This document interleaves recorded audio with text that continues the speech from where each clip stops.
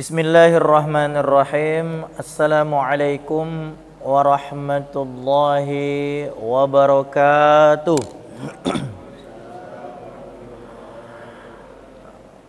Alhamdulillah. Alhamdulillahi rabbil alamin.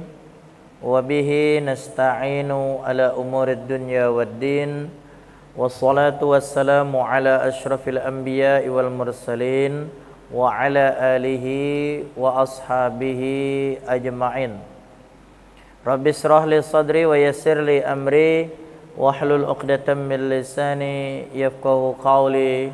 Rabbi zidni ilma warzuqni fahma, amma ba'du. Adik-adik, kakak-kakak, para ustadz yang sedang berpuasa, yang selalu diberkahi dan dirahmati oleh Allah Subhanahu wa taala. Alhamdulillah, puji serta syukur kita panjatkan kehadirat Allah Subhanahu wa taala yang mana sampai saat ini kita masih diberikan oleh Allah Subhanahu wa taala kesehatan, kekuatan iman serta kesempatan baik untuk tetap selalu beramal soleh. Seperti pada hari ini kita masih tetap kuat, semangat sampai sore ini. Sudah hampir 20 menit lagi jam 4. Jadi tak lama lagi kita berbuka. Tak lama lagi kita berbuka. Di hari yang ke-16 bulan Ramadan, kurang lebih 14 hari lagi lebaran. Kata orang dusun itu, orang lama itu ngomong, kiai-kiai dulu, semakin muncak, makin terakhir Ramadan ini semakin terasa cepat. Ya, kamu sekarang gerakannya semakin cepat. Itu kata wong lama-lama dulu. Kalau pertama kemarin berat dari tanggal 1 sampai tanggal 10 itu berat, lambat lah rasanya, hari panas pula. Tapi nanti kalau sudah masuk 15 ke atas, apalagi sudah 20 ke bocok itu cepet nian. Nah, ini salah satu keberkahan daripada Allah Subhanahu wa ta'ala, kita masih tetap diberikan kekuatan.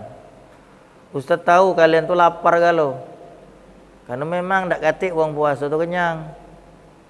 Kalau wong puasa kenyang berarti tak puasa. Kenyang tak? Tidak Nah, kenyang tak? Sahur tadi lauk apa? Lakso. Oh, alhamdulillah. Kalau itu lauknya apa sahurnya? Nasi uduk. Oh, nasi katsu, ayam katsu. Karena sekarang di zaman budak gitulah, yang tua-tua ni bingung ya, katsu. Ini nasi apa ya? Iya. Samalah cak anakku tadi. Nonton YouTube katanya, ngomong, masih kecil Ustaz. Ngomong tu cak ini. Bah, aku nak nonton lagi, bukan nonton, beli mainan ceritanya. Beli mainan tuh harganya tak mahal dak, 5.000 6.000-an. Terus dia tuh ngomong cek ini bahasa budak muda sekarang. Bah, katanya, aku baru beli mainan, kakek nak ku review. Review bahasanya kan. Oh, masya Allah, budak zaman sekarang bahasanya tinggi nih kan. Nandok budak ini apa tuh, generasi YouTube. Karena banyak sumber-sumber mereka dapatkan itu, istilah-istilah itu dari nonton YouTube. Kita bersyukur, alhamdulillah. Kemudian salawat beriring salam kepada junjungan kita Nabi besar Muhammad sallallahu alaihi wasallam. Allahumma salli wa sallim ala sayyidina Muhammad wa ala alihi wa ashabihi ajmain. Pada sore hari ini insya Allah kita akan mengulas tentang Al-Quranul Karim, ya. Berikut juga generasi Qurani ketika mereka berada di bulan Ramadan, ya, di bulan Ramadan. Bulan Ramadan itu bulan diturunkannya Al-Quranul Karim. Betul tak? Dalam Al-Quran apa bunyinya? A'udzu billahi minasyaitonir rajim. Syahrul Ramadan alladzi unzila fihi al-Qur'an hudan lin-nas wa bayyinatin minal huda wal furqan. Artinya apa? Bulan Ramadan itu bulan diturunkannya oleh Allah Al-Quranul Karim. Hudan lin-nas, sebagai petunjuk bagi manusia. Dan wabayyinatim minal huda, termasuk penjelas. Petunjuk itu bagaimana yang tertera di dalam Al-Quran itu juga dijelaskan oleh Allah di dalam Al-Quran. Wal furqan, serta pembeda antara yang hak dengan yang batil. Nah, ini keutamaan atau salah satu keistimewaan bulan Ramadan. Jadi bulan diturunkannya Al-Quran. Ada di sini yang khatam 30 juz sudah? Sudah? Masya Allah, menadu roti Ustaz njuk kau. Kalau nak kacik roti, kalau kita puasa, enak. Tapi siapa lagi yang lain? Subhanallah. Siapa lagi? 3. Siapa lagi? 4. Siapa lagi? Subhanallah. Ini Ustaz iri dengan kalian ini. Ustaz aja belum khatam Al-Quran. Ya, kalian sudah khatam Al-Quran.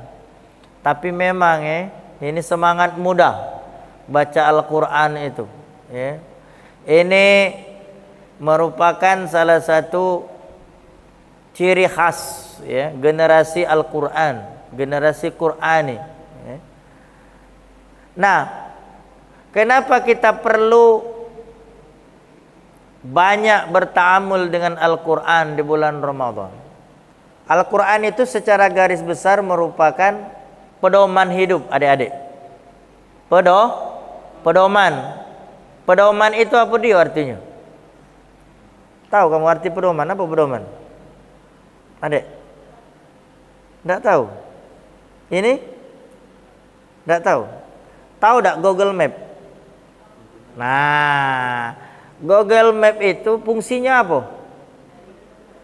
Apa? Memberitahu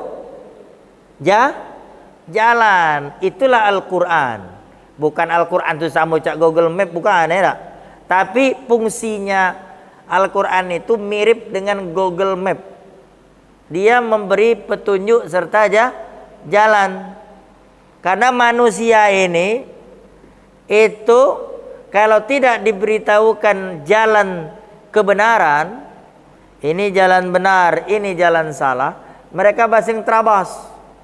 Sama lah cak kita. Kalau dulu kan bingung kan, di mana rumahnya. Kalau zaman kalian ini tidak terasa, ya tak? Dari kecil udah kenal dengan Google Map, betul? Nah, kalau zaman Ustadz Mukarram, Mukarram dulu pernah? Belum kan? Kita dulu di dompet itu ada, adik-adik, buku alamat. Terasa Ustadz buku alamat buku alamat kecil itu. Alamatnya di mana? Apalagi nyari di Jakarta. Wah, sudahlah. Tak katik Google Map. Bingung kita. Nah, begitu juga dengan manusia, adik-adik. Kalau tidak ada petunjuk hidup di dunia ini, mereka banyak tersesat. Fi dhalalim mubin. Zalikal kitabu la raiba fih. Demikianlah Alkitab, la raiba fi, tidak ada keraguan di dalamnya. Hudal lil muttaqin, petunjuk bagi orang yang bertakwa. Jadi kalau adik-adik nak berjalan ke sana, Dia tahu oleh Google Map. Kesana tu lewat sini.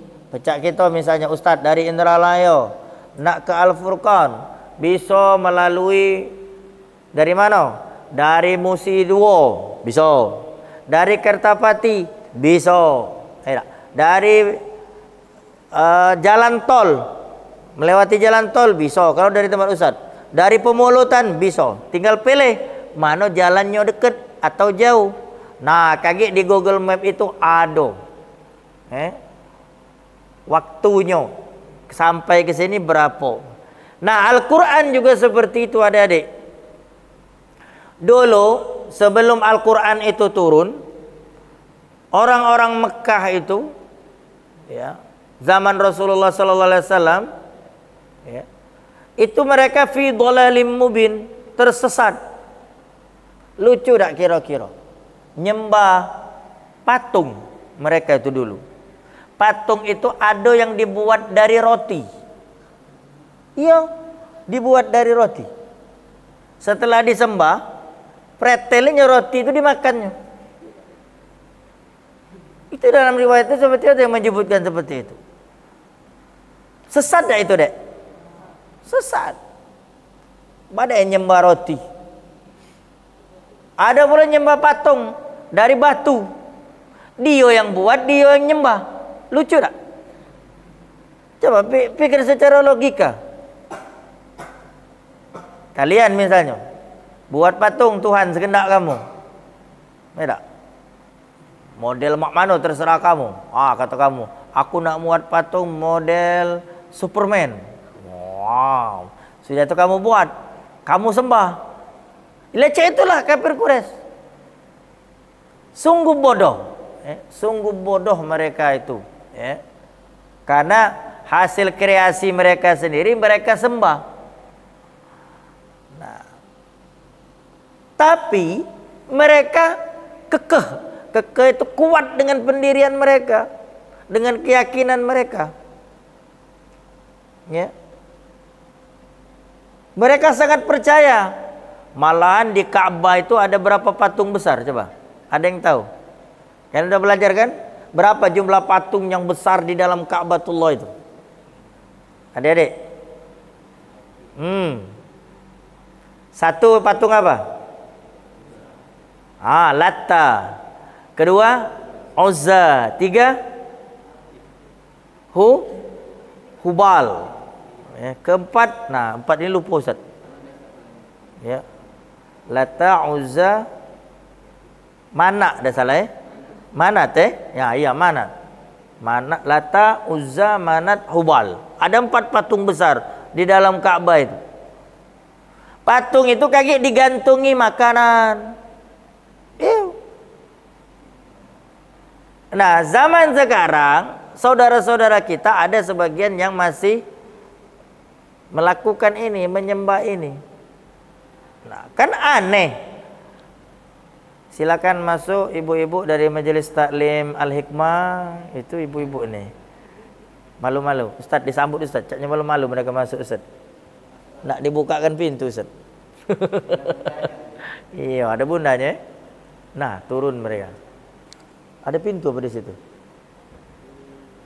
Nah, nak dibuka nih mereka tuh masih ragu-ragu. Ahlan wa sahlan wa marhaban. Ya.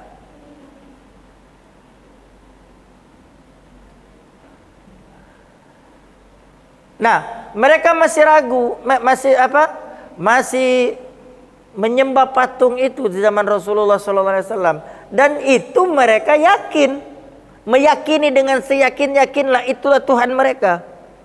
Nenek moyang mereka, ya, menyembah patung itu di dalam Ka'bah. Di dalam Ka'batullah. Jadi Ka'bah yang kita tawafi sekarang itu, yang kelilingi sekarang itu tidak seperti itu dulu. Ya. Kotor Ka'bah itu. Ya. Malah dalam Sirah An-Nabawiyah itu orang-orang kafir Quraisy itu mereka tawafnya itu uryanan. Tahu kali uryanan? Telanjang. Keliling Ka'bah itu uryanan. Sudah yang disembah tu patung, ngelilingi Ka'bah pula telanjang, ya. Aneh. Nah, inilah fi dhalalim mubin, menunjukkan mereka itu dalam kondisi tersesat yang sangat nyata. Nyata itu artinya orang bodoh saja itu tidak perlu berilmu, tahu kalau gawe itu gawe buyan. Tahu tak? Tahu lah dek, tahu gawe buyan. Maka disebut fi dhalalin mubin, dalam kesesatan yang nyata. Nyata itu artinya bisa dilihat dengan mata jelas. Kalau perilaku mereka itu perilaku orang yang tersesat. Buyan kan? Nyembah patung. Ngerasa tak kamu ada saudara-saudara kita itu melakukan hal tersebut? Aneh tak kalian? Aneh kan? Nah inilah Al-Quran datang untuk memberikan, ya, cahaya, petunjuk bagi mereka yang dalam kesesatan. Namun itu tidak semudah membalikkan tangan adik-adik. Nabi berdakwah atau mendakwahi mereka itu tidak mudah. Bayangkan berapa tahun Nabi dakwah di Mekah? Berapa tahun adik-adik? 13 tahun. 13 tahun Nabi berdakwah di Mekah. Yang masuk Islam banyak tak? Dikit. Berapa orang saja. Kenapa? Karena mereka di sini menunjukkan betapa kuatnya keyakinan mereka, ya, dengan Tuhan, ya, dengan patung yang mereka sembah. Nah, alhamdulillah adik-adik sekarang lahir dari orang tua yang beriman kepada Allah Subhanahu wa taala. Alhamdulillah, kullu mauludin yuladu 'alal fitrah. Setiap yang lahir ke dunia itu dilahirkan dalam kondisi fitrah. Fitrah itu apa adik-adik? Suci. Fa'abawahu, bapaknya yang mengarahkan di situ. Yuhawidanihi, menjadikannya seorang Yahudi, au yunasiranihi, menjadikannya seorang Nasrani, au yumajjisanihi, atau menjadikannya seorang Majusi. Adik lahir dari orang apa? Dari ibu yang Muslim, yang beriman kepada Allah Subhanahu wa taala. Bersyukur kepada Allah. Coba kamu kalau lahir dari wong Majusi. Tahu kalian adik-adik agama Majusi itu agama apa? Menyembah api. Dulu di Iran. Tapi sekarang banyak orang tuh memang penyembah api, ya. Nyembah api. Api itu identik dengan apa adik-adik? Syaitan.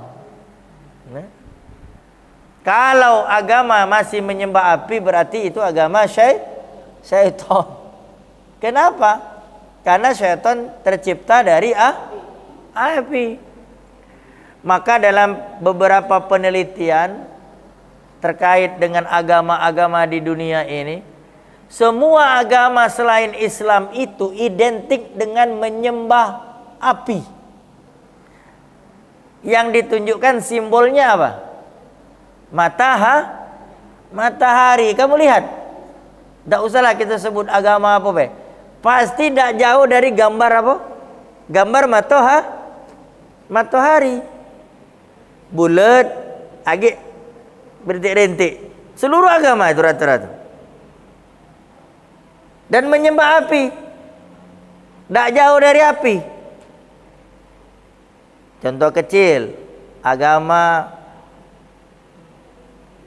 saudara kita tuh, agama Hindu. Dia kalau nikah harus dikelilingi oleh apa? Mengelilingi apa? Mengelilingi api. Nah, inilah menunjukkan kalau mereka itu, ya, tadi, identik dengan yang kita sebutkan tadi. Nah, adik-adik sekalian yang dimuliakan oleh Allah, lalu bagaimana kita menyikapi petunjuk yang diberikan oleh Allah ini, adik-adik? Cara yang terbaik apa? Bersyukur. Adik, ya bersyukur. Khairul. Namanya Khairul. Bersyukur. Nah, bersyukur itu bagaimana? Bisa dengan lisan.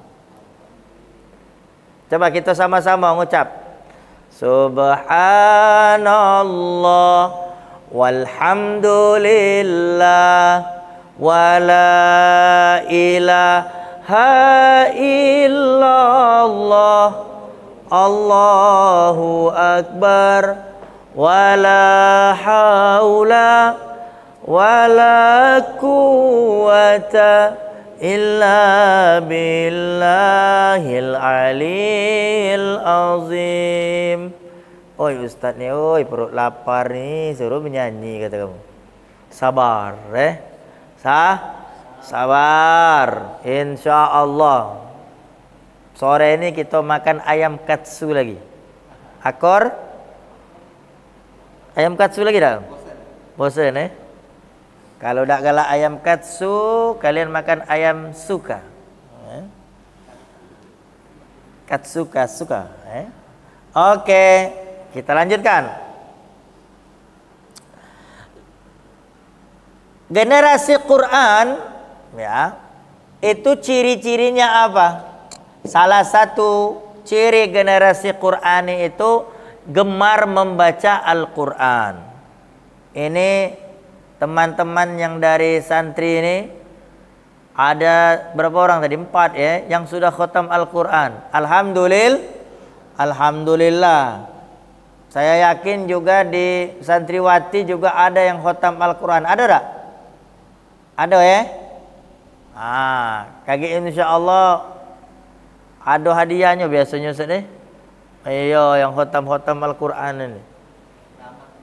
Minimal lagi tinjuk Al-Quran. Kalau kita di pesantren dulu galak cak itu. Kalau di RU itu galak terakhir pas nak balik biasanya ada pembagian hadiah untuk yang khatam Al-Quran. Nah, gemar membaca Al-Quran. Ustadz dulu waktu ujian di Al-Azhar itu, Ustadz terkagum-kagum dengan orang-orang, dengan para mahasiswa Al-Azhar. Jadi kita dulu naik mobil bis, sejenis bis kota Tapi bis kota di sana tuh dak katik cak kita DJ. Di bis. Disco Ustaz. Ngiling-ngiling. Sampai ke belakang, sampai pusing kepala, oi kata kami.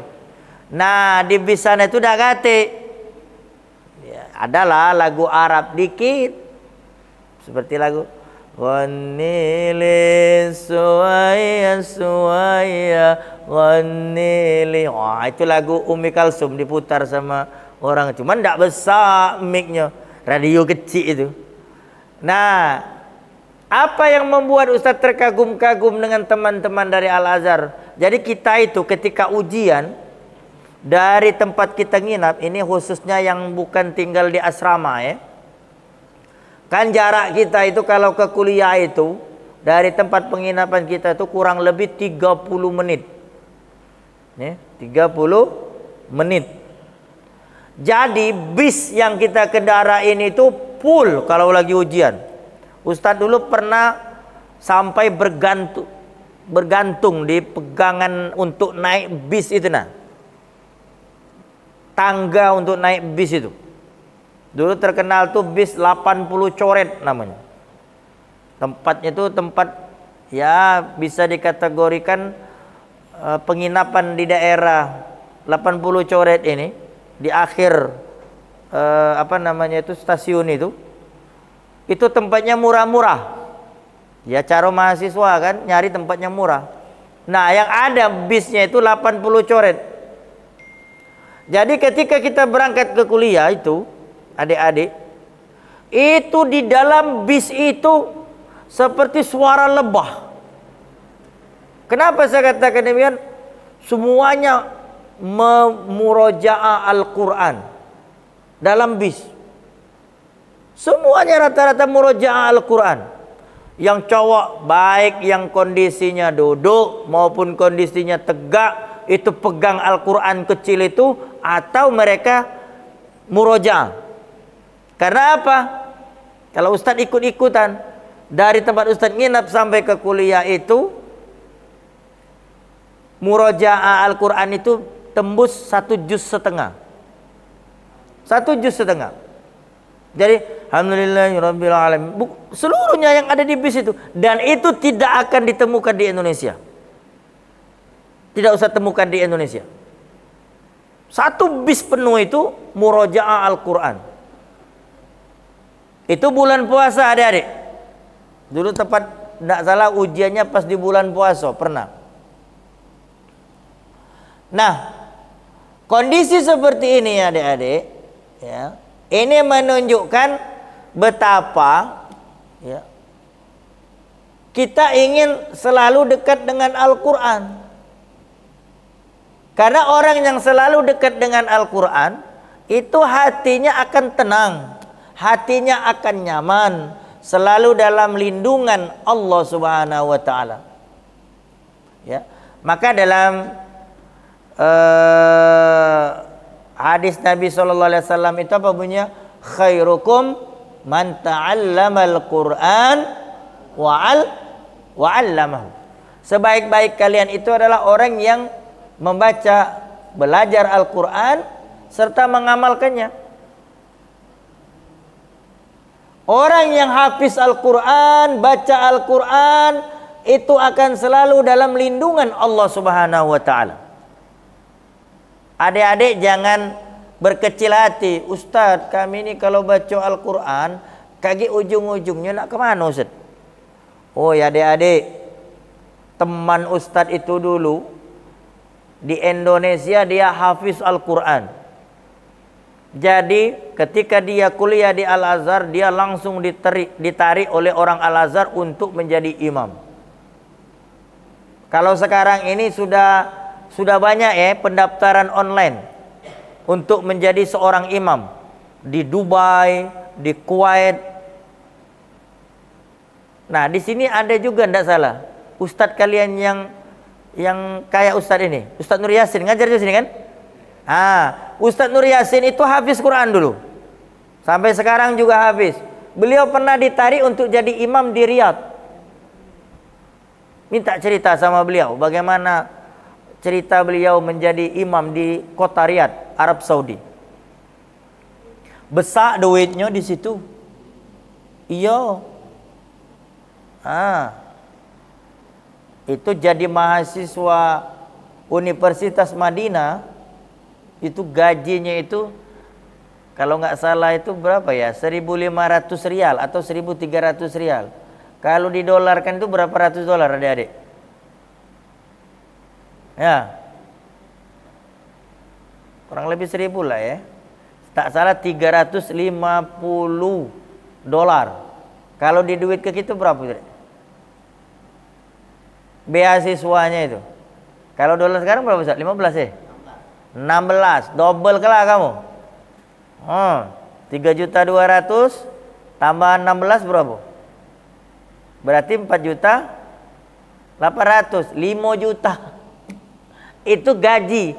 Jadi mahasiswa itu bergaji.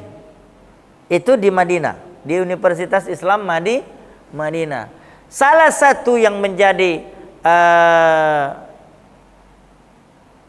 sebab ya adalah Al-Qur'anul Karim. Yang menjadi syarat untuk masuk ke situ adalah Al-Qur'anul Karim. Kalian bisa tidak? Oh bisa. Apa yang tidak bisa di dunia ini? Ya. Hafiz Al-Quran, sekolah. Akhwat bisa tidak? Di Arab Saudi bisa. Di Ummul Qura bisa. ya, untuk kuliah di situ. Nah, ini salah satu daya tarik. Ya, artinya apa? Salah satu ya faidah ketika kita menghafal Al-Quran. Cuman jangan ngapal Al-Quran itu nak nyari duit baik. Ya. Lagi kamu ngapal Quran nak nyari duit. Dulu Ustadz pernah, ini sedikit cerita di Rodotul Ulum, awal-awal tahun 1995,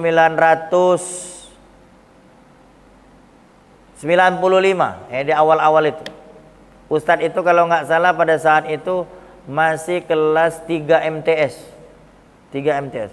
Jadi dulu di pondok itu hafal Al-Quran 3 juz kalau nggak salah itu bebas SPP. Bebas SPP dulu. Zaman Ustadz belum katik ngapal Quran itu. Jadi hafal Al-Quran 3 juz bebas SPP. 5 juz bebas makan. Oh, bebas makan. Berapa di sini bayaran makan, Ustaz? Berapa? 2 juta kalian 3 juta. Jadi zaman Ustadz dulu bebas makan. Alhamdulillah Ustadz kebetulan dulu semangat ngejar untuk bisa bebas makan itu. Tembuslah bebas makan. Nah, jadi orang tua Ustadz ini itu bayar SPP itu, bayar bulanan itu, bukan kayak sekarang kalian dibayar per bulan, bukan. Ngutang dulu dengan pondok karena tidak sanggup dulu. Ya cara petani kan, cara nelayan. Jadi bapak itu bayarnya gimana orang tua Ustadz itu? Bayarnya setahun, kadang 2 tahun sekali. Baik itu melunasi utang atau bayar duluan. Jadi satu ketika bapak itu bayar 1 tahun, adik-adik. Bayar 1 tahun full.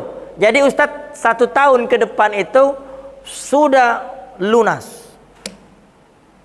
Nah, alhamdulillah pada saat itu Ustadz hafal 5 juz.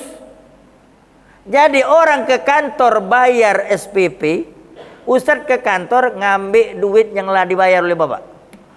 Jadi bendahara pondok tuh bingung-bingung. Ngapa kau ke sini? Ngambil duit, Ustadz. Duit apa katanya? Kan bapak aku lah bayar juga setahun. Jadi aku nak ngambil SPP yang sebulan lah dibayar oleh bapak itu. Nah, jadi Ustadz itu ngambil duit, ya, bayar SPP. Dan orang tua Ustadz tidak marah. Nah, ini yang Ustadz bilang tadi salah satu fadilah dan keutamaan ketika kita dekat dengan Al-Quran. Ini fadilah dan keutamaan selama hidup di dunia. Masih banyak lagi adik-adik. Maka benar kalau Rasulullah SAW tadi mengatakan sebaik-baik kalian itu adalah orang yang selalu belajar Al-Quran. Ya, belajar Al-Quran serta mengamalkan semua apa yang ada di dalam Al-Quran. Kemudian yang kedua, nah tadi setelah belajar itu membaca, memahami dan mengamalkan isi Al-Quran dalam kehidupan santri, ya, terutama adik-adik sekalian yang dimuliakan oleh Allah Subhanahu wa taala. Akhlak itu seperti yang ditanyakan oleh sahabat kepada Aisyah radhiyallahu anha, bagaimana akhlaknya Rasulullah sallallahu alaihi wasallam? Dijawab oleh Aisyah, kana khuluquhul Qur'an. Apa itu? Akhlaknya Rasulullah itu adalah Al-Qur'anul Karim. Kalau mau tahu akhlaknya Rasulullah, lihatlah Al-Qur'anul Karim. Bagaimana itu? Ya, semua yang tertera di dalam Al-Quran. Penyayang dan pengasih, ya. Kemudian dalam Al-Quran itu apa contohnya? Bagaimana lemah lembutnya Rasulullah SAW kepada para sahabat, ya tak? Baik dengan para sahabat, ya tak? Itu semua ada di dalam Al-Quranul Karim. Akhlak-akhlak Rasulullah. Akhlak baik, akhlak pribadi, akhlak kepada masyarakat dan sosial, akhlak kepada Allah Subhanahu wa taala, akhlak kepada para sahabat, semuanya itu tertera di dalam Al-Qur'anul Karim. Jadi alhamdulillah sekarang di Indonesia ini banyak MTQ, ya. Ada MTQ, ada STQH. Masya Allah, Indonesia ini termasuk negeri penghafal Al-Quranul Karim. Qori dari Indonesia ini terkenal, betul tak? Siapa yang terkenal sekarang nih? Samsuri, ya. Wah, Samsuri, qori'nya itu dari Nusa Tenggara Barat. Masya Allah, itu suara beliau itu melengking. Kalau Ustadz tidak sanggup itu, apalagi bulan puasa ini nak melengking, ya. Nah, ini salah satu keberkahan Al-Quran, dia diangkat oleh Allah Subhanahu wa taala derajatnya. Adik-adik pengen enggak diangkat oleh Allah derajat? Yang tidur. Woi, bangun. Psst, psst. Ada kucing itu dah. Nyenyak dan sian juga puasa. Sanut Tarom sian juga nih puasa. Lah nak balik, wong lah balik kalau mereka belum balik. Nah, diangkat oleh Allah Subhanahu wa taala derajatnya oleh Al-Qur'an. Kalau kita kepengen diangkat oleh Allah derajat, hafalkanlah Al-Qur'an. Apa itu? Pahala orang, keutamaan orang yang menghafal Al-Qur'an apa? Dia bisa memberikan syafaat kepada berapa orang? Berapa? Berapa Ustaz? 3 ya? Ada sini hafal Al-Quran, ada nggak? Adik-adik yang hafal Al-Quran ada? Hafal Quran belum? Berapa juz hafal? 2. 2 juz ya. Kalau yang masih belum, silakan mulai sekarang untuk menghafal Al-Quranul Karim ya. Yang akhwat juga bisa untuk menghafal Al-Quranul Karim. Kenapa kita perlu menghafal Al-Quran? Itu tadi ya, ketenangan hidup ya, perlindungan Allah Subhanahu wa taala akan selalu ada ya. Kemudian yang ketiga, Al-Quran itu merupakan pedoman hidup. Wa hadza kitabun anzalnahu mubarak fattabi'uh. Inilah Al-Quranul Karim yang telah kami turunkan, maka ikutilah oleh kalian. Orang-orang non-muslim, mereka akan dalam kebaikan kalau mereka meninggalkan ajarannya. Tapi kalau kita Islam akan tersesat kalau meninggalkan Al-Quranul Karim ya. Selain Al-Quran ada kitab lain enggak diturunkan oleh Allah? Ada. Satu kitab apa? Kitab Taurat. Kepada siapa Taurat diturunkan? Nabi Musa alaihissalam. Kedua kitab apa? Zabur. Zabur kepada siapa? Nabi Daud alaihissalam. Ketiga kitab Injil. Injil kepada siapa?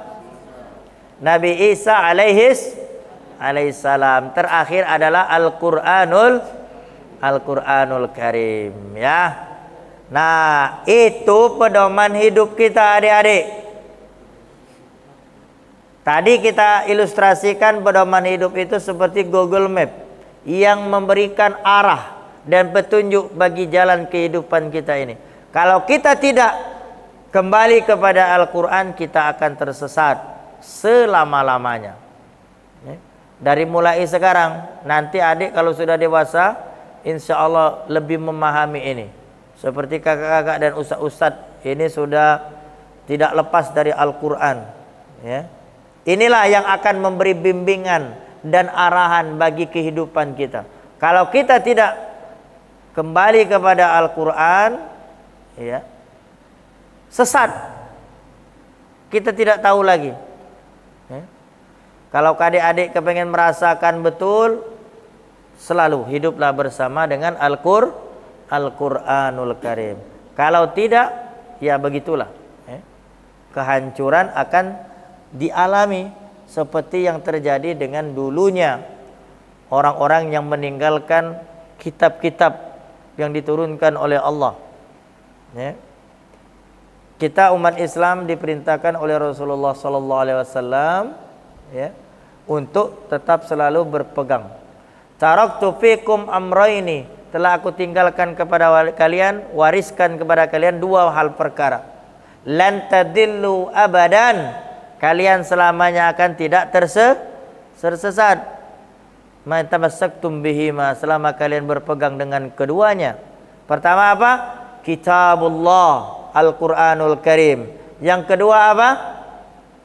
As-Sunnah An-Nabawiyah, yaitu dengan Al-Hadisun Nabawi.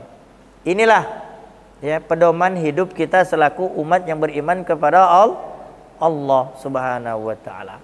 Kemudian terakhir sebelum kita dialog, ya, bulan Ramadan ini momentum yang sangat tepat untuk kita semua kembali kepada Al-Quran. Adik-adik semuanya, para ustadz, ya, kita kembali mulai, ya, kepada Al-Quran. Al-audatu ilal Quran. Ya. Ada seorang ulama Mesir itu mengarang kitab itu, judulnya itu Al-audatu ilal Quran, kembali kepada Al-Quran. Limaza, kenapa, wa kaifa, dan bagaimana. Penting sekali bagi kita untuk kembali kepada Al-Quran, ya.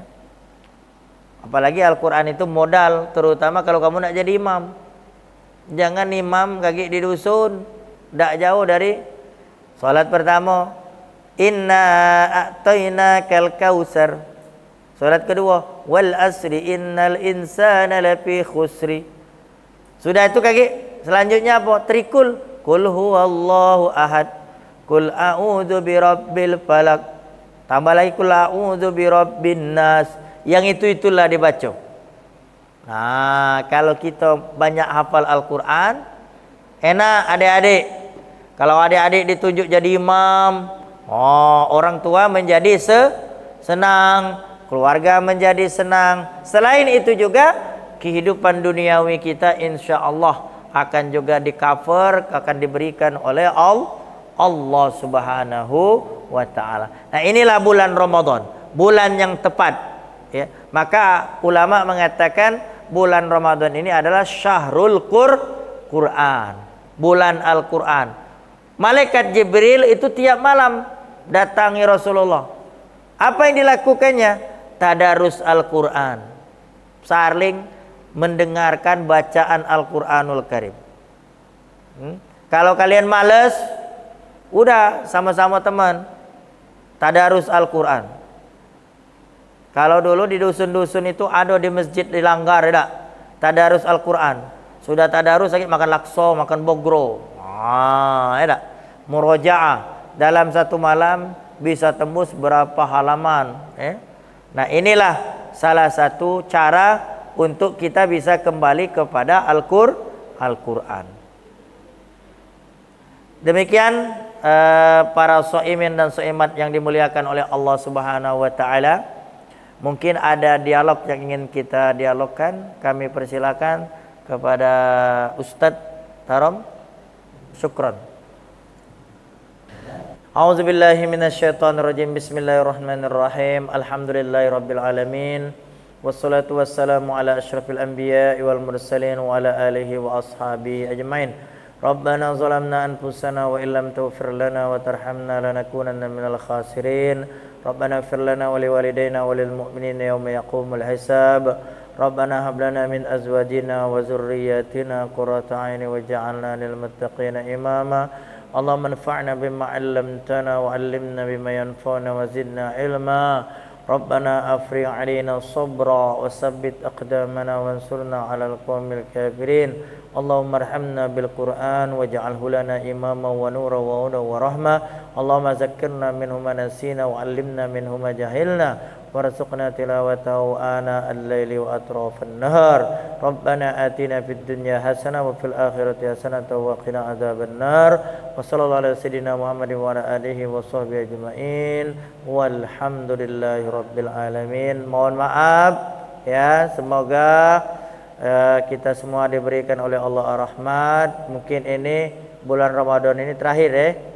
Mohon maaf kalau ada kesalahan dan kepada Allah Subhanahu wa taala kita mohon ampun. Aqulu qouli hadza wa astaghfirullah li wa lakum. Wassalamualaikum warahmatullahi wabarakatuh.